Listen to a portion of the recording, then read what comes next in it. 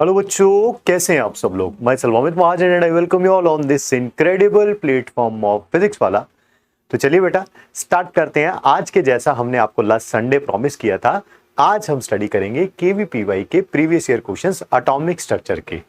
चाहे बेटा आप जितने मर्जी तूफानी हो, एक गलती मत करिएगा इस वीडियो को देखने की अगर आपने एटॉमिक स्ट्रक्चर रिवाइज ना किया हो या आपने एटॉमिक स्ट्रक्चर की सारी क्लासेस ना ली हो। हाँ, आपने रिवाइज, मैंने लास्ट संडे ही बोल दिया था कि आप रिवाइज कर लीजिएगा, पूरा वीक दिया गया आपको रिवाइज करने के लिए।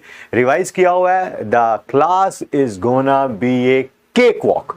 आपको ऐसा लगेगा कि आपकी कॉपी में से ही सारे क्वेश्चन दिए गए हैं। ठीक है, चलिए चेक करते हैं ये इतनी जो आप बड़ाई कर रहे हैं, क्या वो बातें सच है भी कि नहीं। तो लेट्स गेट इट स्टार्टेड। हाँ जी, पहला क्वेश्चन ये केवीपीवाई 2011 में आया था। क्वेश्चन क्या है, पढ़ते हैं। The set of principal azimuthal and magnetic quantum number. अच्छा, ये principal quantum number N, L और M that is not allowed. अच्छा, जो कि पॉसिबल नहीं है। कौन से एन, एल, एम की वैल्यू पॉसिबल नहीं है। ठीक है, for the electron in hydrogen atom. Okay sir, क्या बेटा हम लोगों ने, याद है आपको, आपकी कॉपी में लिखा हुआ है कि L जो है हमेशा N से क्या होना चाहिए, छोटा होना चाहिए, और L कभी भी greater than equal to N not possible. एक और कंडीशन भी हमने कॉपी में लिखी हुई है, मैं वो भी बताता हूं आपको। M की वैल्यू क्या होती है, -L से लेकर +L तक होती है। यस सर, ठीक है। M कभी भी ग्रेटर देन L जो है वो नहीं हो सकता, क्योंकि -L से लाइक L2 है तो M क्या होगा, -2 से +2 तक। ठीक है, M कभी भी जो है वो L से बड़ा नहीं हो सकता। तो देख लेते हैं, ये भी नॉट पॉसिबल। क्या इन्हीं में से कोई ना कोई ऑप्शन आ रही होगी। N3, L1, M-1, हाँ पॉसिबल हो सकता है। L N से क्या होना चाहिए, छोटा होना चाहिए, और M जो है -L से लेके +L तक की कोई वैल्यू होनी चाहिए। L1 है तो M -1 0 +1 हो सकता है, तो ये पॉसिबल है। ये हमारा आंसर नहीं है। ऑप्शन बी चेक कर लेते हैं। N3, L0, M0। N3 L जो है वो क्या होना चाहिए, 0 से लेके N-1 तक, तो यानी कि 0 हो सकता है। M फिर वही -0 से +0, यानी कि 0 हो सकता है। -0 से +0 कुछ नहीं होता सर, 0 ही होता है। हाँ, तो 0 हो सकता है। ठीक है, ये भी पॉसिबल है। N2, L1, M0। ठीक है, N2 L जो है वो N से छोटा होना चाहिए, हाँ छोटा होना चाहिए। ठीक है, और M जो है -1 से +1 के बीच की वैल्यू होनी चाहिए। हाँ, 0 जो है वो -1 से +1 के बीच में ही आता है, अगर आप नंबर लाइन सिस्टम में देखें, -1 0 +1। ठीक है, तो ये भी पॉसिबल है। यहां पर देखिए N और L क्या है, इक्वल है। ठीक है, देखो मेरी तो मजबूरी है, मुझे हर एक ऑप्शन करना पड़ रहा है। आप में से तो बहुत सारे बच्चों ने इसका आंसर देखते ही आ गया होगा। मेरी मजबूरी है, टीचर है ना, टीचर की मजबूरी है चारों ऑप्शन एक्सप्लेन करना, आपकी थोड़ा मजबूरी है। आपको तो बस टिक लगाना है और आगे मूव करना है। N और L की वैल्यू क्या आ रही है, सेम। ये लिखा हुआ है L और N कभी भी सेम नहीं हो सकते, L हमेशा छोटा होगा N से, तो ऑब्वियसली ये वाला पॉसिबल नहीं है। ठीक है सर, आगे मूव करिए, देखते रहिएगा कि बस रिवाइज किया हो आपने, बाकी सब कुछ हमारे ऊपर छोड़ दीजिए। ये भी एज इट इज कॉपी में करवाया हुआ है, आपके पास रिकॉर्डेड लेक्चर भी है, उसको वेरीफाई भी कर लीजिएगा, और कॉपी में भी है। क्वेश्चन क्या है, ध्यान से पढ़ते हैं, समझते हैं। ए प्लॉट ऑफ काइनेटिक एनर्जी, बेटा इधर काइनेटिक एनर्जी है, जिसे हाफ mv² भी कहते हैं, ऑफ इजेक्टेड इलेक्ट्रॉन, मतलब जो इलेक्ट्रॉन बाहर निकला है फोटो इलेक्ट्रिक इफेक्ट में, as a function of frequency. इधर फ्रीक्वेंसी है, इधर काइनेटिक एनर्जी है। ठीक है, of the incident radiation 4 alkali metals के लिए, M1, M2, M3, M4 is shown below. तो बताओ वो M1, M2, M3, M4 कौन से होंगे। ठीक है, आप अपनी कॉपी में देखिए, एज इट इज ग्राफ बना रखा है हम लोगों ने। इधर फ्रीक्वेंसी, ठीक है, और इधर क्या रखा हुआ है, काइनेटिक एनर्जी। ठीक है, या इधर स्टॉपिंग पोटेंशियल भी रख सकते थे, हमने इधर काइनेटिक एनर्जी रखा हुआ है। ठीक है, ये पॉइंट थोड़ा अच्छे तरीके से लिख दें, यहां से लेके यहां तक। ठीक है, ये क्या कहलाएगी, थ्रेशोल्ड फ्रीक्वेंसी, किस मेटल की, M1 की।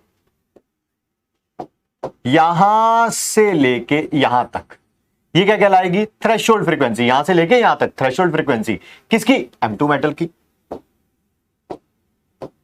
यहां से लेके यहां तक क्या कहलाएगी, थ्रेशोल्ड फ्रीक्वेंसी किसकी, M3 मेटल की। और यहां से लेके यहां तक ये क्या कहलाएगी, थ्रेशोल्ड फ्रीक्वेंसी किसकी, M4 की। क्या आपको पता चल रहा है जो M4 है उसकी थ्रेशोल्ड फ्रीक्वेंसी सबसे ज्यादा है, यानी कि थ्रेशोल्ड फ्रीक्वेंसी ज्यादा, क्या वर्क फंक्शन यही होता है मेरे बच्चे, क्या वर्क फंक्शन यही होता है, यस सर, ठीक है। ये सबसे ज्यादा मतलब वर्क फंक्शन सबसे ज्यादा। वर्क फंक्शन क्या होता था, इलेक्ट्रॉन को बाहर निकालने के लिए जो एनर्जी देनी पड़ती थी, इलेक्ट्रॉन को बाहर निकालने के लिए जो एनर्जी देनी पड़ती थी, क्या वो M4 की सबसे ज्यादा है, यानी कि इलेक्ट्रॉन निकालना सबसे ज्यादा मुश्किल है किसमें से, M4 में से, ठीक है। तो बताओ मेरे को जल्दी जल्दी, क्या जो M4 होगा उसका साइज सबसे छोटा होगा कि सबसे बड़ा होगा, सर M4 का साइज क्या होगा, सबसे छोटा होगा, क्योंकि न्यूक्लियस और इलेक्ट्रॉन क्या होंगे, पास पास होंगे, पास पास होंगे, फोर्स ऑफ अट्रैक्शन क्या होगी, ज्यादा होगी, उसमें से इलेक्ट्रॉन निकालना या बोले आयोनाइजेशन एनर्जी क्या होगी, ज्यादा होगी, ठीक है। सो M4 का साइज क्या होना चाहिए, सबसे छोटा, M3 का उससे बड़ा, M2 का उससे बड़ा, M1 का सबसे बड़ा, क्योंकि M1 की थ्रेशोल्ड फ्रीक्वेंसी सबसे कम है, इलेक्ट्रॉन निकालना सबसे आसान होगा, ठीक है। तो सबसे बड़ा साइज जो है वो M1 का है, M1 तो ये हो सकता है रुबीडियम, हो सकता है रुबीडियम का पता है ना, lithium sodium potassium rubidium, top to bottom जाते हैं, साइज क्या होता है, इंक्रीज। इसका साइज सबसे छोटा है, ये M4 होगा, तो ये रहा। इसका साइज सबसे बड़ा है, ये M1 होगा, पोटेशियम का उससे छोटा होता है, सोडियम का उससे छोटा होता है, लिथियम का सबसे छोटा। ऑप्शन क्या आ गई, that is C, as it is copy में करवाया हुआ है। आगे बढ़ते, number of electrons plus neutrons, अच्छा इलेक्ट्रॉन भी बताने हैं और न्यूट्रॉन भी बताने हैं इसमें 19 पोटेशियम आयन में। सबसे पहले देखिएगा न्यूट्रॉन्स। न्यूट्रॉन्स का सिंपल तरीका होता है बेटा, आप चाहो तो इस क्वेश्चन को ये भी कह सकते हो कि सर ये क्वेश्चन आपने क्या बोले कि some basic concepts of chemistry में भी सिखाया है, शायद दूसरी क्लास में या पहली क्लास में, मुझे याद नहीं है, बट आप चेक कर लेंगे तो आपको पता चल जाएगा, शायद पहली या दूसरी क्लास में कराया है, ठीक है। आप वो वहां से भी कह सकते हो, आप सेकंड चैप्टर से भी कह सकते हो, मर्जी आपकी है, हमने यहाँ पर करा रहे हैं, ठीक है। This is number of neutrons हमेशा कैसे निकालते हैं, mass number minus atomic number. तो नंबर ऑफ न्यूट्रॉन्स कितने आ गए मेरे बच्चे, 40 minus 19 comes out to be 21, ठीक है। आपको इलेक्ट्रॉन प्लस न्यूट्रॉन बताने हैं, तो इलेक्ट्रॉन भी बताने। इलेक्ट्रॉन्स एटम के अंदर, अगर पोटेशियम का ये एटम होता तो इसके बराबर आते हैं, एटॉमिक नंबर के इक्वल, क्योंकि एटॉमिक नंबर का मतलब होता है नंबर ऑफ प्रोटॉन्स, और नंबर ऑफ प्रोटॉन्स और नंबर ऑफ इलेक्ट्रॉन सेम होते हैं अगर ये एटम होता तो। ये एटम नहीं है, ये क्या है, पोटेशियम का कैटायन है। तो क्या करना पड़ेगा, यहां पर ये 19 है, +1 लिखा हुआ है, +1 मतलब उसने एक इलेक्ट्रॉन लूज किया होगा, 19 होने चाहिए थे बट एक इलेक्ट्रॉन लूज किया हुआ, कितना हो गया 18। बेटा दोनों को ऐड करूंगा तो कितना आ जाएगा, number of electrons plus neutrons, that is 21 plus 18 comes out to be 39, ठीक है सर। आगे क्वेश्चन की तरफ मूव करिए सर, न्यू क्वेश्चन बताइए। Pair of atoms having same number of neutrons, ठीक है, जिनमें नंबर ऑफ न्यूट्रॉन सेम होंगे। सर अभी तो बताया आपने नंबर ऑफ न्यूट्रॉन्स क्या होता है, मास number minus atomic number. 12 minus 6 कितना आएगा, 6। 12 24 माइनस 12 कितना आएगा, 12। तो ये हमारा आंसर नहीं है, इसमें 6 न्यूट्रॉन्स हैं, इसमें 12 है, ये तो नहीं हो सकता। 23 माइनस 11 12 आएगा। 19 माइनस 9 10 आएगा, ये भी हमारा आंसर नहीं है। 23 माइनस 11 12 आएगा। 24 माइनस 12 12 आएगा, तो ये हमारा आंसर है। 23 माइनस 11 12 आएगा। 39 माइनस 19 20 आएगा। आंसर तो आ चुका था बट फिर भी बाकी ऑप्शंस भी हमने डिस्कस कर ली। ऑप्शन क्या है, option number C. The radii of first Bohr orbit of hydrogen, helium positive and lithium 2 positive, तीनों ही, ये तो हाइड्रोजन ही है, बाकी दोनों जो है वो हाइड्रोजन लाइक एटम्स हैं। सर हाइड्रोजन लाइक एटम हो उसका फॉर्मूला क्या होता था,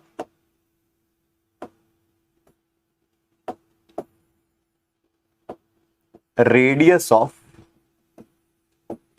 hydrogen and hydrogen like atom का फॉर्मूला क्या होता था, 0.529 angstrom into n² by z। n shell number है, फर्स्ट बोर ऑर्बिट लिखा हुआ है, तो n तो सबके लिए सेम होगा, यानी कि हाइड्रोजन के लिए, हीलियम के लिए, लिथियम के लिए, हाइड्रोजन के लिए, हीलियम पॉजिटिव के लिए, लिथियम 2 पॉजिटिव के लिए, सबके लिए n तो क्या है, सेम है। ठीक है सर। उसमें कोई प्रॉब्लम नहीं है। फर्क किसका पड़ेगा? Z का। जिसका Z बढ़ता जाएगा, ये जितना ज्यादा बढ़ता जाएगा क्या ये रेडियस उतना ही कम होता जाएगा? यस सर, ठीक है। ये न्यूमिनेटर सबके लिए क्या हो गया? सेम, क्योंकि n की वैल्यू क्या है? सेम। Z जितना बढ़ता जाएगा रेडियस उतना ही कम होता जाएगा। Z सबसे कम किसका है? सर हाइड्रोजन का Z क्या होता है? 1। हीलियम के लिए, हीलियम पॉजिटिव कह लो या हीलियम के लिए कह लो, Z 2 होता है। और 3 किसके लिए होता है? लिथियम 2 पॉजिटिव के लिए। आंसर कब का आ चुका होगा? टीचर की मजबूरी, टीचर को तो एक एक स्टेप को 4 बार बोलना पड़ेगा, ठीक है। तो Z सबसे ज्यादा किसका है? लिथियम 2 पॉजिटिव आयन का, उसका रेडियस सबसे कम होगा। Z सबसे कम किसका है? हाइड्रोजन के लिए, तो उसका रेडियस सबसे ज्यादा होगा। हाइड्रोजन का सबसे ज्यादा, लिथियम 2 पॉजिटिव आयन का सबसे कम। हाइड्रोजन का सबसे ज्यादा, लिथियम 2 पॉजिटिव आयन का सबसे कम। ऑप्शन नंबर सी। चलिए आगे बढ़ते हैं। If the radius of hydrogen atom is 53 picometre, आपको हाइड्रोजन एटम का रेडियस दे रखा है 53 पिकोमीटर, ठीक है। रेडियस आपको He पॉजिटिव आयन का पूछा हुआ है। ये क्वेश्चन हमने पीरियोडिसिटी वाले में भी कराया था, आज यहां पर दोबारा करा रहे हैं, ठीक है। Radius of helium positive ion किसके बराबर होगा? Radius of hydrogen into n² by Z, ठीक है। ये 53 है, n की वैल्यू क्या होगी? 1। और Z कितना होता है हीलियम के पॉजिटिव के लिए? सर 2 होता है हीलियम पॉजिटिव के लिए। आप 53 डिवाइडेड बाय 2 आ जाएगा 26.5 पिकोमीटर। अब देखते हैं 26.5 के आसपास की वैल्यू किसकी है, कौन सी है? क्लोजेस्ट वैल्यू पूछी हुई है, दैट इज 27 पिकोमीटर। ये लास्ट क्लास में भी कराया आपको, पीरियोडिसिटी के KYPY में भी कराया ये, ठीक है। दैट इज हमने उसको इफेक्टिव न्यूक्लियर चार्ज से निकाल लिया था, यहां पर एग्जैक्ट वैल्यू निकाल ली है। देखिए जी अगला क्वेश्चन क्या है? Maximum number of electrons, maximum कितने इलेक्ट्रॉन्स आ सकते हैं, ठीक है, that can be accommodated in the subshell, ठीक है। अगर किसी सबशेल में कितने मैक्सिमम नंबर ऑफ इलेक्ट्रॉन्स आ सकते हैं with azimuthal quantum number L is equal to 4, ठीक है जी। L4 में मैक्सिमम इलेक्ट्रॉन्स कितने आ सकते हैं? क्या आपको पता है L4 हो तो m की वैल्यू कैसे निकालते हैं? हाँ सर, -L से लेके +L तक, यानी कि -4 -3 -2 -1 0 +1 +2 +3 +4, बहुत ज्यादा बड़ा हो जाएगा, ठीक है। ये m की वैल्यूज होती हैं और यही ऑर्बिटल्स की वैल्यू होती है ना, जितनी m की वैल्यूज होती है उतने ही ऑर्बिटल की वैल्यू होती है, कॉपी में लिखा हुआ है। तो यानी कि नंबर ऑफ ऑर्बिटल्स या number of values of m, number of values of m कह लो या ब्रैकेट में लिख लो आप नंबर ऑफ ऑर्बिटल्स का फॉर्मूला पता है किसके बराबर होता है? ठीक है, ये भी कॉपी में है, दैट इज 2l + 1। जो l की वैल्यू है, ठीक है, उसको 2 से मल्टीप्लाई कर दो और उसमें 1 क्या कर दो आप ऐड कर दो, आपको ऑर्बिटल पता चल जाएंगे, ठीक है सर। अगर ऑर्बिटल पता चल गए तो क्या आपको पता है एक ऑर्बिटल के अंदर 2 इलेक्ट्रॉन होते हैं, एक का स्पिन +½ एक का -½ यस सर। तो नंबर ऑफ इलेक्ट्रॉन्स कितने हो जाएंगे बताइए? नंबर ऑफ इलेक्ट्रॉन्स कितने हो जाएंगे? अगर ऑर्बिटल पता चल गए हैं, यस सर ऑर्बिटल पता चल गए हैं, तो उनको 2 से मल्टीप्लाई कर दो, क्योंकि हर एक ऑर्बिटल में कितने इलेक्ट्रॉन होते हैं? 2 इलेक्ट्रॉन्स होते हैं, ठीक है। तो बस बेटा आंसर आ भी गया। रखो L की वैल्यू 2 × 4 + 1 दैट इज 8 + 1 कितना हो जाएगा? 9, 9 2 कितना हो जाएगा? 18। तो इस सब शेल के अंदर मैक्सिमम इलेक्ट्रॉन्स कितने हो सकते हैं? 18 इलेक्ट्रॉन्स हो सकते हैं, ठीक है। तो कहां गया 18? कोई वैल्यू है? हाँ ये रही 18। 2 × 4 8, 8 + 1 9, 9 2 18, ठीक है जी। आगे बढ़ते। 2015 में आया था क्वेश्चन, 2016 में क्वेश्चन आया था। क्वेश्चन है क्या? Electronic configuration which obeys Hund's rule for the ground state of carbon atom, ठीक है। कार्बन एटम की इलेक्ट्रॉनिक कंफिग्रेशन लिखनी है, ठीक है, ग्राउंड स्टेट में। अब तो आपको केमिकल बॉन्डिंग पढ़ रहे हो, ग्राउंड स्टेट एक्साइटेड स्टेट दोनों का मतलब आपको पता है, बट ग्राउंड स्टेट तो चलो हमें शुरू से ही पता था, ठीक है। तो इलेक्ट्रॉनिक कंफिग्रेशन बतानी है कार्बन की ग्राउंड स्टेट में, कोई बात नहीं जी, वो होती है कार्बन का एटॉमिक नंबर कितना होता है? 6, 1s2 2s2 2p2। क्या आपको पता है 1s2 में 2 इलेक्ट्रॉन होंगे ऑपोजिट स्पिन वाले? Yes sir. 2s2 में 2 इलेक्ट्रॉन होंगे ऑपोजिट स्पिन वाले? Yes sir. p सबशेल के अंदर 3 ऑर्बिटल होते हैं, s सबशेल में एक ही ऑर्बिटल होता है, इसी कारण मैंने एक ही बनाया, ठीक है। ये जो दोनों पहले 2 इलेक्ट्रॉन जो आएंगे वो अलग अलग, पहले 3 इलेक्ट्रॉन इवन सभी अलग अलग में आएंगे, ठीक है। और सबके पास एक एक सभी एक सॉरी मैं आपको रिपीट कर देता हूं। क्या 2p सबशेल के अंदर 3 ऑर्बिटल होते हैं, जब तक तीनों ऑर्बिटल के पास एक एक इलेक्ट्रॉन नहीं आ जाता तब तक पेयरिंग स्टार्ट नहीं होगी, ठीक है। और वो जो एक एक इलेक्ट्रॉन आएगा भी उनमें स्पिन सेम होना चाहिए, या तो दोनों ऊपर बना लो या दोनों नीचे बना लो, कोई टेंशन वाली बात नहीं है, ठीक है। एक बात। दूसरी बात, इलेक्ट्रॉन पहले 1s में भरे जाएंगे, फिर 2s में, फिर 2p में, अकॉर्डिंग टू अफबाउस रूल। आपको पता ही है इसकी एनर्जी सबसे कम होती है, इसकी उससे ज्यादा, इसकी सबसे ज्यादा। तो देखें जरा, 1s की एनर्जी सबसे कम, 2s की उससे ज्यादा, हाँ, और 2p, यही तो है आंसर। लो ए ही आ गया आंसर। देखते हैं बी क्यों नहीं हो सकता आंसर, बी क्यों नहीं हो सकता। पहले 1s भरा गया, यस, फिर 2s भरा गया, यस। ये देखो जरा, यहां पर स्पिन क्या होना चाहिए था, सेम होना चाहिए था, या तो दोनों ऊपर या दोनों नीचे। एक ऊपर बना रखा है, एक नीचे बना रखा है, तो बी हमारा आंसर नहीं है। सर डी क्यों नहीं हो सकता आंसर। यहां पर देखो जरा, 1s2 भरा गया, उसके बाद 2s भरा ही नहीं है, वो इलेक्ट्रॉन को जंप करा दिए, या तो ये एक्साइटेड स्टेट बना दी है। आप ये भी कह सकते हो कि ये एक्साइटेड स्टेट बना दी है, ये ग्राउंड स्टेट नहीं है कि इलेक्ट्रॉन को एक 2s को 2p में क्या कर दिया है, जंप करा दिया। हमें कौन सी स्टेट बतानी है, ग्राउंड स्टेट बतानी है, इस कारण ये भी हमारा आंसर नहीं है। आंसर आ चुका है हमारा, मैं स्टूडेंट होता फाइंड आउट करके आगे निकल चुका होता, बट एज ए टीचर मुझे हर एक चीज एक्सप्लेन करनी पड़ती है, थोड़ा थोड़ा टाइम लग रहा है उसमें। यहां पर देखिए 1s में पहले भरे, फिर 2s में भरे, फिर देखो जरा 2p में क्या करा दी है, पेयरिंग करा दी है। वो भी हुन्स रूल के अकॉर्डिंग पॉसिबल नहीं है। जब तक हर एक के पास एक एक इलेक्ट्रॉन नहीं आ जाता विद सेम स्पिन, तब तक पेयरिंग नहीं होगी, ठीक है। चलिए, the graph that depicts the Einstein's photo electric effect, Einstein ने दिया था फोटो इलेक्ट्रिक इफेक्ट, मतलब स्टडी किया था उसके ऊपर, for a monochromatic source of frequency above the threshold frequency. अच्छा, फ्रीक्वेंसी थ्रेशोल्ड फ्रीक्वेंसी से ज्यादा है। यस सर, आपकी कॉपी में करवाया हुआ है एज इट इज, आप देखिएगा। मेरे ख्याल से मैंने शायद बिस्किट का कोई एग्जांपल लिया था, उससे समझाया था, बट चलो कोई बात नहीं, आप अपनी कॉपी देख सकते हैं, इवन ऐप में वीडियो पड़ी हुई है, आप उसको भी देख सकते हैं दोबारा। क्या फ्रीक्वेंसी थ्रेशोल्ड फ्रीक्वेंसी से ज्यादा है, ठीक है। क्या फोटो इलेक्ट्रिक करंट इंटेंसिटी से बढ़ेगा या नहीं बढ़ेगा, नेक्स्ट पेज पे बताते हैं, स्पेस थोड़ा कम है। बिल्कुल एज इट इज जो हमने एग्जाम्पल उस समय लिया था वही पढ़ाते टाइम आज भी उसी एग्जाम्पल से समझा रहे हैं। इंटेंसिटी होती क्या, number of rays of light जो फॉल कर रही हैं पर यूनिट एरिया पे एक सेकंड में। ये एरिया मान लेता हूं 1 सेंटीमीटर स्क्वायर है, आप कुछ भी मान सकते हो, आप 1 मिलीमीटर स्क्वायर कह लो, 1 मीटर स्क्वायर कह लो, कोई फर्क नहीं पड़ने वाला। बस ये भी 1 सेंटीमीटर स्क्वायर है तो ये भी 1 सेंटीमीटर स्क्वायर है। अब ये मत कहना ये आपने छोटा बनाया बड़ा बनाया, अरे यार वो गलती से बनाते टाइम हो गया होगा, बट अगर ये 1 सेंटीमीटर स्क्वायर है तो ये भी 1 सेंटीमीटर स्क्वायर, ये 1 मीटर स्क्वायर तो ये भी 1 मीटर स्क्वायर। वापिस आ रहे हैं टॉपिक पे। इंटेंसिटी यहां पर सिर्फ 3 रेस फॉल कर रही है तो 3 इलेक्ट्रॉन बाहर निकलेंगे, ठीक।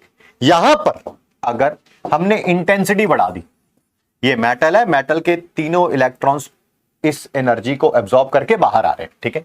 यहां पर आपने इंटेंसिटी 3 की जगह 5 कर दी तो ऑब्वियसली जो इलेक्ट्रॉन बाहर निकलेंगे वो कितने निकलेंगे, 5 निकलेंगे, ठीक। तो ऑब्वियसली जो इनसे करंट आएगा, ठीक है, इससे करंट 3 इलेक्ट्रॉन के कारण आएगा, इससे करंट 5 इलेक्ट्रॉन के कारण आएगा, उसको बोलते हैं फोटो इलेक्ट्रिक करंट। ये वाला करंट क्या होगा, ज्यादा होगा, ये वाला करंट क्या होगा, कम होगा। यानी कि इंटेंसिटी बढ़ाने पर फोटो इलेक्ट्रिक करंट भी बढ़ेगा ही बढ़ेगा, ठीक है सर। इंटेंसिटी बढ़ाओ करंट भी बढ़ेगा, कंडीशन वही है, कंडीशन वही है कि जो इंटेंसिटी है वो फ्रीक्वेंसी, उसकी फ्रीक्वेंसी थ्रेशोल्ड फ्रीक्वेंसी से ज्यादा, यानी कि फोटो इलेक्ट्रिक इफेक्ट तो हो रहा है। ऐसा नहीं है, ऐसा नहीं है कि सॉरी कहा गया, हाँ, ऐसा नहीं है कि पता चले इस लाइट के पास इतनी फ्रीक्वेंसी ही ना हो, इतनी एनर्जी ही ना हो कि इलेक्ट्रॉन बाहर ही नहीं जा सकता, अरे फिर तो करंट ही नहीं हो सकता, ठीक है। बट उन्होंने क्वेश्चन में दे रखा है कि जो भी आप लाइट डाल रहे हैं उसकी फ्रीक्वेंसी थ्रेशोल्ड फ्रीक्वेंसी से क्या है, ज्यादा है, ठीक है। तो answer would be option number C, ठीक है। चलिए आगे बढ़ते हैं। अगला क्या है question, the maximum number of electrons. अच्छा, इलेक्ट्रॉन्स पूछे हुए 2017 में आया question, that can be filled in the shell with principal quantum number n is equal to 4। आपकी कॉपी में एज इट इज हमने जो है ये फॉर्मूला लिखवाया हुआ है, ये लाइन लिखवाई हुई है, उसी को मैं दोबारा लिख रहा हूं। Maximum number of electrons in shell, ठीक है। क्या फॉर्मूला था उसका, ठीक है, दैट इज सर फॉर्मूला था 2n स्क्वायर। यहां पर n कितना दे रखा है 4, 2 इंटू 4 का स्क्वायर, 4 2 जा 16 इंटू 2 कम्स आउट टू भी कितना 32 वाली कोई ऑप्शन है A B C D, that is ये रहा। एक बार पढ़ लें दोबारा, वही है ना मैक्सिमम नंबर ऑफ इलेक्ट्रॉन्स, हाँ ठीक है यही है जी। आंसर क्या आ जाएगा 32, 2017 का आया हुआ क्वेश्चन है। आगे बढ़ते हैं जी। Among the following the incorrect statement, अच्छा वो स्टेटमेंट बतानी है जो क्या है रॉन्ग है, ठीक है चलिए बात करते हैं। डी से शुरू कर लेते हैं। In the ground state atomic orbitals are filled in the increasing energy, हाँ सर ये तो पता ही है सबको, अफबाउ रूल की डेफिनेशन लिखी हुई है आपने। अफबाउ रूल यही कहता था ना, electrons are filled in the increasing order of energy. और एनर्जी कैसे डिटरमाइन करते थे सर, अगर मल्टी इलेक्ट्रॉन सिस्टम होता तो एनर्जी होती थी n+l, जिसका n+l छोटा उसकी एनर्जी कम, पहले उसको भरो, जिसका n+l ज्यादा उसकी एनर्जी ज्यादा, ठीक है मल्टी इलेक्ट्रॉन सिस्टम के लिए। सर अगर मल्टी की जगह एक इलेक्ट्रॉन होता तो एनर्जी n के बराबर होती थी। स्टेटमेंट करेक्ट है, ये हमारा आंसर नहीं है क्योंकि इनकरेक्ट स्टेटमेंट बतानी है। सी ऑप्शन देखते हैं, इलेक्ट्रॉन्स इन एन ऑर्बिटल, मुझे पता है बच्चों ने ऑप्शन पढ़ के आंसर आ चुका होगा, टीचर मजबूरी उसे हर एक ऑप्शन डील करना है। Electron in an orbital must have opposite spin, अरे सर ये पॉलीज एक्सक्लूजन प्रिंसिपल की डेफिनेशन लिखी हुई है आपने, क्या एक ऑर्बिटल के अंदर जो दो इलेक्ट्रॉन होते हैं दोनों का स्पिन ऑपोजिट होता है, या ऐसे भी बोल सकते हैं कि जो दो इलेक्ट्रॉन होते हैं एक ही ऑर्बिटल में उनके चारों क्वांटम नंबर सेम नहीं हो सकते। क्यों नहीं सेम हो सकते, क्योंकि उनका स्पिन क्या होता है डिफरेंट होता है, वही लाइन लिखी हुई है। तो ऑप्शन सी भी करेक्ट है, ये हमारा आंसर नहीं है। ऑप्शन ए बात करते हैं, no two electrons in an atom can have the same set of 4 quantum numbers. अभी ये जो सी ऑप्शन समझाते हुए आपने यही लाइन तो बोली थी कि चारों क्वांटम नंबर सेम नहीं हो सकते, पॉलीज एक्सक्लूजन प्रिंसिपल, तो ये स्टेटमेंट भी करेक्ट है। अब इसके बारे में बात करते हैं, maximum number of electrons in the shell with principal quantum number n is equal to n² + 2। नहीं सर, पिछले क्वेश्चन में ही आपने ये बताया कि maximum number of electrons in a shell क्या होते हैं, दैट इज 2n², जो कि कॉपी में भी लिखा हुआ था। यही स्टेटमेंट इनकरेक्ट है क्योंकि इसने n² + 2 बोला है, ठीक है। तो option B is incorrect statement. 2018 में आया जी question. For a multi electron atom, अच्छा मल्टी इलेक्ट्रॉन एटम है, ठीक है एक से ज्यादा इलेक्ट्रॉन्स है, the highest energy among the following is, 2019 में आया क्वेश्चन, सबसे ज्यादा एनर्जी किसकी होगी, ठीक है भाई। एनर्जी किसके ऊपर डिपेंड करती है, n+l पे डिपेंड करती है। यहां पर n+l 5, यहां पर n+l 6, यहां पर n+l 5, यहां पर n+l 6। चलो सर ये तो पता चल गया कि आंसर सी और ए नहीं हो सकता है ना, क्योंकि उनका n+l की वैल्यू कम है, जिसकी n+l कम उसकी एनर्जी कम, जिसकी n+l ज्यादा उसकी एनर्जी भी ज्यादा। आंसर क्या होगा, या तो ऑप्शन बी या ऑप्शन डी। सर अब इसमें बताओ, दोनों में n+l सेम आ रहा है, ये भी आपकी कॉपी में लिखा हुआ है, चेक करिएगा। अगर n+l की वैल्यू क्या हो जाए सेम, देन जिसकी लोअर वैल्यू होती थी n की, लोअर वैल्यू ऑफ n, उसी को पहले भरा जाता था, उसी की एनर्जी कम मानते थे हम लोग, ठीक है। जिसको पहले भरा जाता है उसकी एनर्जी कम होती है, पहले कम एनर्जी वाला, फिर ज्यादा एनर्जी वाला, फिर उससे ज्यादा एनर्जी वाला। तो देखो जरा, जिसकी n की वैल्यू 4, इसकी 5 है, तो पहले ये भरा जाएगा, तो इसकी एनर्जी कम होगी, इसकी एनर्जी क्या होगी ज्यादा। इसने हाईएस्ट ही पूछा है, तो आंसर क्या आ जाएगा, ऑप्शन नंबर डी, ठीक है सर। आगे बढ़ते हैं। 2019 में ही आया क्वेश्चन, क्वेश्चन क्या है पढ़ लें एक बार। Among the following the correct statement, जब भी कोई करेक्ट और इनकरेक्ट का क्वेश्चन हो ना, उसको अंडरलाइन कर लिया करो, क्योंकि कई बार बच्चे करेक्ट की जगह इनकरेक्ट ढूंढने लगते हैं या इनकरेक्ट की जगह करेक्ट ढूंढने लगते हैं, तो अंडरलाइन कर लिया करो, ठीक है, ताकि आपको आसानी रहे। वापिस आ रहे हैं टॉपिक की तरफ। Among the following the correct statement about cathode ray discharge tube is, ठीक है। डी से शुरू कर लेते हैं। Characteristics of cathode ray depend upon the gas present in the cathode ray tube. अपनी कॉपी के नोट्स खोल के देखिए, उसमें सबसे लास्ट शायद पॉइंट ये लिखवाया होगा कैथोड रे ट्यूब में, क्या कि जो भी कैथोड रे है उसकी चार्ज अपॉन मास रेशो, ठीक है, वो गैस के ऊपर डिपेंड नहीं करती है। चाहे हाइड्रोजन गैस हो, चाहे नाइट्रोजन गैस हो, चाहे क्लोरीन गैस हो, सबका चार्ज अपॉन मास रेशो क्या आएगा, सेम, ठीक है। तो ये स्टेटमेंट इनकरेक्ट है, यानी कि ये हमारा आंसर नहीं है। द कैरेक्टरिस्टिक्स हाँ चलो ये characteristics of cathode ray depend upon the material of electrodes. अरे जिससे कैथोड बना है, जिससे एनोड बना है, क्या उसके ऊपर डिपेंड करते हैं कैरेक्टरिस्टिक कैथोड रे के? भाई चार्ज कितना होगा, मास कितना होगा? नहीं सर, कैथोड रे तो इलेक्ट्रॉन है। अब चाहे नाइट्रोजन का चाहे सोडियम मेटल का इलेक्ट्रॉन हो, पोटेशियम मेटल का इलेक्ट्रॉन हो, गोल्ड का इलेक्ट्रॉन हो, सिल्वर का इलेक्ट्रॉन हो, सर इलेक्ट्रॉन का चार्ज और मास क्या होता है? सेम ही होता है, चाहे वो किसी का भी हो। इसका मतलब ये इलेक्ट्रोड्स पर डिपेंड नहीं करते हैं, ठीक है? तो ये स्टेटमेंट भी रॉन्ग है। यहां पर बात करें, the electrical discharge can only B observed at high pressure and low voltage. अरे सर ये बिल्कुल उल्टा लिखा हुआ है। आपने कॉपी में पता क्या लिखा है? देखो अपनी कॉपी में क्या, कि जब प्रेशर बहुत कम होता है और वोल्टेज बहुत ज्यादा होती है, जो अप्रोक्सीमेटली लिखवाई भी है 10⁻⁴ प्रेशर लिखवाया एंड अप्रोक्सीमेटली 10,000 वोल्टेज के आसपास वोल्टेज लिखवाई होगी, 10,000 वोल्ट के आसपास वोल्टेज लिखवाई होगी।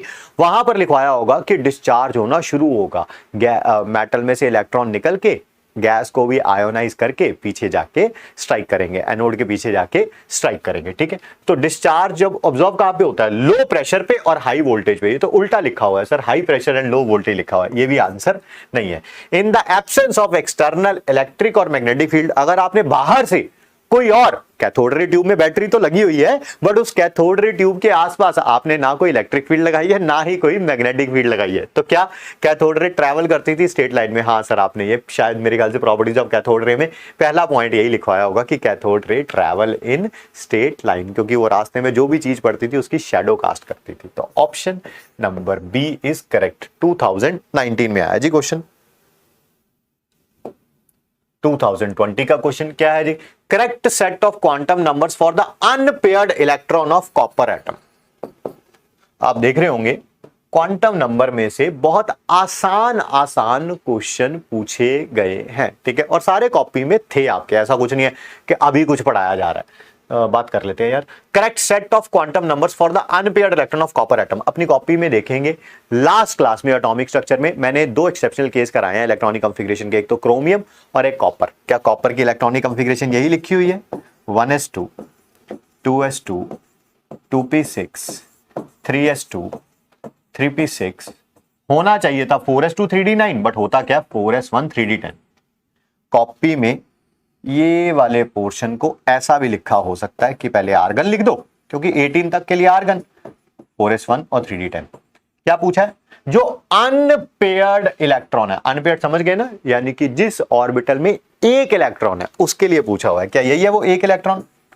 डी में तो पता है ना 5 होते हैं, डी सबशेल के अंदर 5 ऑर्बिटल होते हैं और सारे यहां पर पेयर्ड है। 1 2 3 4 5 6 7 8 9 10, सारे के सारे क्या है? पेयर्ड, ठीक।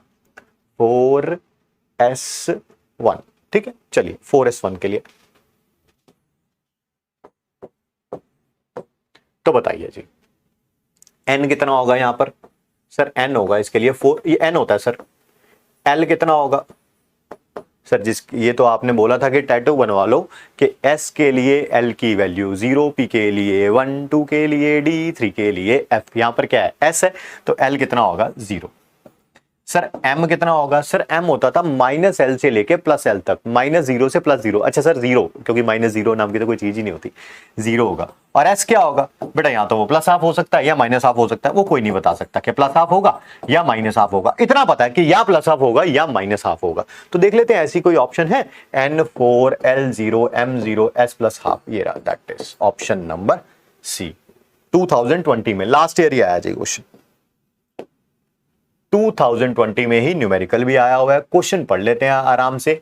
ए सर्टन मेटल, कोई मेटल है जिसका वर्क फंक्शन को ऐसे लिखा हुआ है, ठीक है। हमने वर्क फंक्शन को W लिखा है, बट इन्होंने फाई से डिनोट किया, बट लिखा हुआ है कि वो वर्क फंक्शन है, ऐसा थोड़ा कोई अलग चीज है, ठीक है। कितना है वो?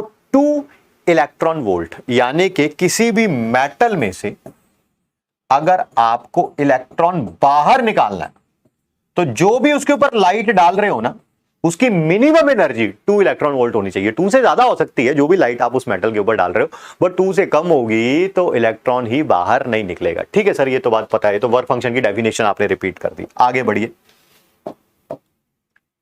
It is irradiated with 1 watt of 400 nanometer light and later with 1 watt of 800 nanometer light। पहले इसके ऊपर एक लाइट डाली जिसकी वेवलेंथ 400 नैनोमीटर थी।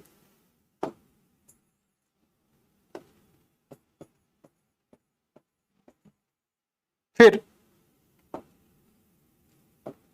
बाद में एक लाइट डाली जिसकी वेवलेंथ 800 नैनोमीटर थी। ठीक है, among the following the correct statement. अच्छा, करेक्ट स्टेटमेंट बतानी है। एच दे रखा है, सी दे रखा है। ठीक है, both colours of light gives rise to same number of electron photoelectron. 400 nanometer light gives rise to less energetic, 400 nanometer light leads to more। ठीक है ठीक है, पहले ऐसा करते हैं, दोनों का ना एनर्जी निकाल लेते हैं, इन दोनों लाइट्स की एनर्जी निकाल लेते हैं। क्या आपको पता है एनर्जी का फॉर्मूला यही होता है H C by lambda. Lambda है 400 नैनोमीटर। क्या आपको याद है कि मैंने एच और सी की वैल्यू दोनों का प्रोडक्ट एसआई यूनिट्स में अप्रोक्सीमेटली आपको सिखा रखा है। एच होता है 6.626 × 10⁻34, सी होता है 3 × 10⁸ मीटर पर सेकंड। दोनों को प्रोडक्ट अप्रोक्सीमेटली, सर हाँ आपने शॉर्ट ट्रिक सी सिखा रखी है कि 20 × 10⁻26 लिख दिया करो। लैम्डा आएगा कितना है 400 नैनोमीटर। सर आंसर आएगा जूल में, बट हमें जूल में थोड़ा चाहिए आंसर, हमें तो इलेक्ट्रॉन वोल्ट में चाहिए। सर क्यों चाहिए इलेक्ट्रॉन वोल्ट में? अरे बेटा इसका वो दे रखा था ना, वर्क फंक्शन भी इलेक्ट्रॉन वोल्ट में दे रखा था, तो इस कारण मैं कंपैरिजन करने के, या तो फिर इसको जूल में कन्वर्ट करूं, बात तो एक ही है कि इसको जूल में कन्वर्ट करूं। मैं क्या कर रहा हूं, इस, अरे किधर चले गए, इसको कन्वर्ट कर रहा हूं मैं इलेक्ट्रॉन वोल्ट में। सर कैसे करते हैं, अपनी कॉपी में देखिए, क्या 1 इलेक्ट्रॉन वोल्ट इसी के बराबर होता है? यस सर, यानी कि जब भी इलेक्ट्रॉन वोल्ट को जूल में कन्वर्ट करना होता है तो 1.6 × 10⁻19 से मल्टीप्लाई कर देते हैं, और जूल को इलेक्ट्रॉन वोल्ट में कन्वर्ट करना होगा तो 1.6 × 10⁻⁻19 से डिवाइड कर देंगे। ठीक है सर, कर दो डिवाइड। डिवाइड करके बेटा इसकी वैल्यू क्या आएगी वो हमने लिखी हुई है, दैट इज 3.105 इलेक्ट्रॉन वोल्ट। क्या वो 2 इलेक्ट्रॉन वोल्ट से ज्यादा है? यस सर, वो ज्यादा है। इसका मतलब जब भी 400 नैनोमीटर वाली लाइट डालोगे तब इलेक्ट्रॉन तो निकलेंगे ही निकलेंगे फॉर श्योर। ठीक है, अगर आपने लाइट डाली 800 नैनोमीटर वाली, ठीक है सर, नैनो मीटर वाली, ठीक है, क्या ई का फॉर्मूला यही होता है, that is H C by lambda? Yes sir. क्या एच सी की वैल्यू? Yes sir. क्या लैम्डा 800 नैनोमीटर है ना, 10⁻⁹ जूल में आएगी, बट मुझे तो इलेक्ट्रॉन वोल्ट में निकालनी है, तो 1.6 × 10⁻⁻19 से डिवाइड कर दूंगा इलेक्ट्रॉन वोल्ट। इसकी वैल्यू आएगी 1.552 इलेक्ट्रॉन वोल्ट। मैंने पहले सॉल्व कर लिया था ताकि हमें थोड़ी आसानी हो। क्या यहां पर जो लाइट की एनर्जी है क्या वो वर्क फंक्शन से कम है? कम है, इसका मतलब यहां से तो इलेक्ट्रॉन ही नहीं निकलेंगे यार। This as E is less than, इसको ई डैश बोल देता हूं ताकि आपको आसानी हो, E dash is less than 5, therefore photo electric effect ही नहीं होगा, इलेक्ट्रॉन बाहर ही नहीं आएंगे। Effect will not occur. यहां पर बात करें, इस लाइट की एनर्जी 5 से ज्यादा है तो फोटो इलेक्ट्रिक इफेक्ट होगा, इलेक्ट्रॉन बाहर आएंगे।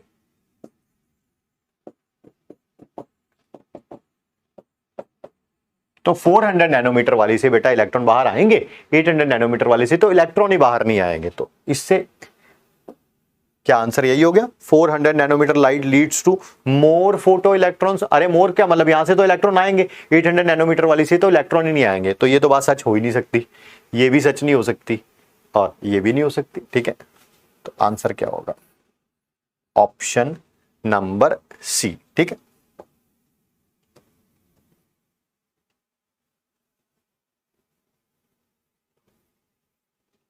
और देखें, लो जी ये तो खत्म भी हो गया जी। ठीक है, तो जितने भी क्वेश्चंस थे वो हम लोगों ने क्या कर लिए हैं, डिस्कस कर लिए हैं, ठीक है। और मेरी बात को सुनिएगा, नेक्स्ट वीक हम क्या करेंगे, चैप्टर 1 के केवीपीवाई के प्रीवियस ईयर क्वेश्चंस करेंगे। मेक श्योर करिएगा कि आपने चैप्टर 1 पूरा रिवाइज कर रखा हो। आप वो कर लेंगे, मैंने बोला था तीनों चैप्टर्स के हो जाएंगे, जब केमिकल बॉन्डिंग फिनिश होगा केमिकल बॉन्डिंग के भी करेंगे, ठीक है। फिनिश हो जाएंगे तो उनके बाद हम जेई मेन और जेई एडवांस के भी ऐसे प्रीवियस ईयर क्वेश्चन नहीं, उस लेवल के क्वेश्चन जरूर करना शुरू कर देंगे जो कि मेंस और एडवांस के हैं। सर प्रीवियस ईयर क्वेश्चन क्यों नहीं कराओगे, क्योंकि वो ऑलरेडी क्लास में करवाए जा चुके हैं, ठीक है। हाँ कोई एक आध रह गया होगा पीवाईक्यू तो वो भी करवा देंगे, कोई ऐसी टेंशन वाली बात नहीं है, ठीक है। मेक श्योर करिए कि आप रिवाइज करते रहें, रिवाइज करते रहेंगे सब कुछ बहुत आसान है जी। आप रिवाइज नहीं करेंगे चीज़ें अपने आप मुश्किल हो जाएंगे, रिवाइज करते रहेंगे सब कुछ आसान भी अपने आप ही होता जाएगा, ठीक है। And I just want to wish you happy Independence Day, ठीक है। तो मिलते हैं जी आप सबसे नेक्स्ट क्लास में। Thanks for giving us your time. Thank you बच्चों।